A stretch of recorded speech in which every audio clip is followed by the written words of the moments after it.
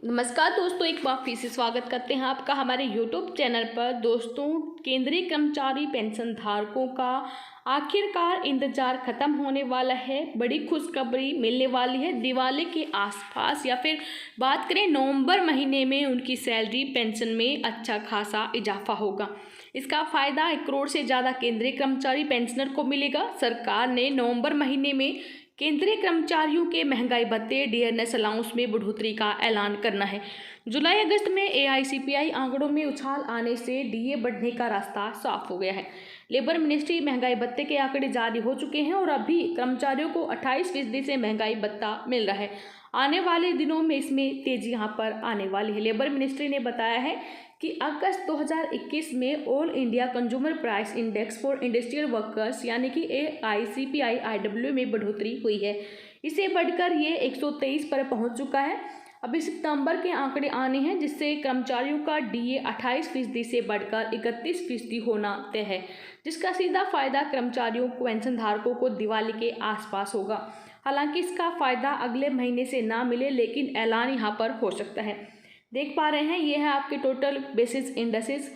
और बात करें हम जुलाई 2021 की तो CPI-IW के इंडेक्सेस थे 122.8 और अगस्त 2021 की बात करें तो ये अंक 123 पर स्टैंड हुए हैं।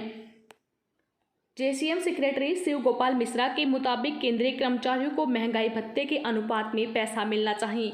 सरकार ने अभी तक एरियर को लेकर स्थिति साफ नहीं की है। ऐसे में अगर नवंबर में 3% डीए का ऐलान होता है तो निश्चित तौर पर राहत की बात है।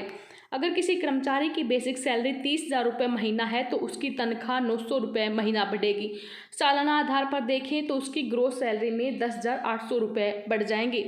कैबिनेट सचिव स्तर के अफसरों की सैलरी 7500 रुपये महीना बढ़ेगी। मतलब जिनकी बेसिक सबसे ज़्यादा 2.5 लाख रुपये महीना होती है उन्हें सालाना 90,000 रुपये का फ़ायदा होगा। महंगाई भत्ता क्या होता है, चलिए एक बार नज़र डालते हैं कैसे उसकी कैलकुलेशन की जाती है। महंगाई भत्ता यानी कि डीएनएस अलाउंस एक ऐसा पैसा है जो सरकारी कर्मचारियों को उनके रहने खाने के स्तर यानी कि कॉस्ट ऑफ लिविंग को बेहतर बनाने के लिए दिया जाता है। ये पैसा इसलिए दिया जाता है ताकि महंगाई बढ़ने के बाद भी कर्मचारियों के रहन सहन के स्तर में कोई फर्क ना पड़े। ये पैसा सरकारी कर्मचारियों, पब्लिक सेक्टर के कर्मचारियों, पेंशन धारकों को दिया जाता है। इसकी शुरुआत दूसरे विश्व युद्ध के दौरान हुई थी। उक्त वक्त सिपाहियों को खाने और दूसरी सुविधाओं के लिए तनख्वाह से अलग ये पैसा दिया जाता था।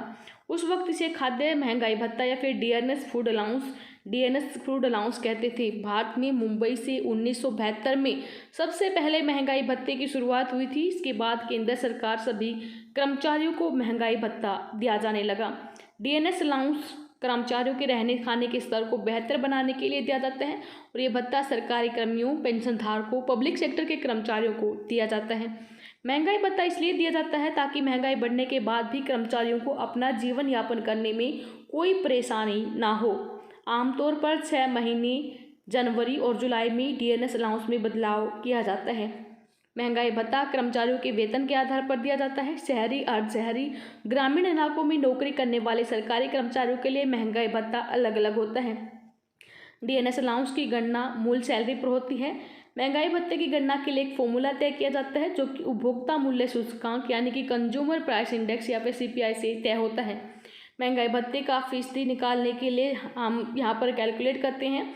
महंगाई भत्ता परसेंट इक्वल टू पिछले 12 महीने का CPI का औसत माइनस 115.76। अब जितना आएगा उसे 115.76 से भाग दिया जाएगा। जो भी अंक आएगा उसको 100 से गुना कर देंगे तो आपका परसेंटेज महंगाई भत्ता निकल के सामने आ जाएगा।